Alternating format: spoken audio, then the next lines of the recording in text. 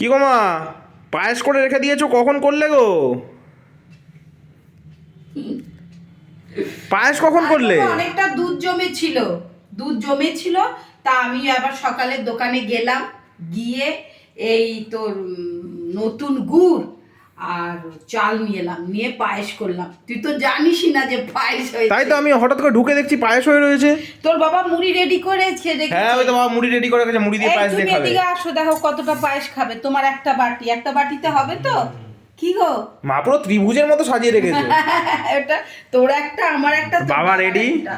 মুড়ি দিয়ে পায়েস খাবে বলে। হ্যাঁ হ্যাঁ, আমি বললাম মুড়ি দিয়ে খাও, কারণ কি বলতো, মুড়ি দিয়ে খেলে না, আবার রুটি দিয়ে খেলে না, তখন পেটটা ভার হয়ে যাবে তোর বাবা, ওর জন্য। বাবা রেডি হয়ে গেল একদম। তো তুইও তো একটা খাবি। সেটা এই তো তিনজনের তিনটে বাটি তো সাজানো হয়েই এইবার গেছে। শোন, শীতকালে খাওয়ার মজা। এই যে বাবা নিল। ও এক চামচ মুখে দিয়ে খেয়ে দেখাও বন্ধুদের কিরম হয়েছে বলো।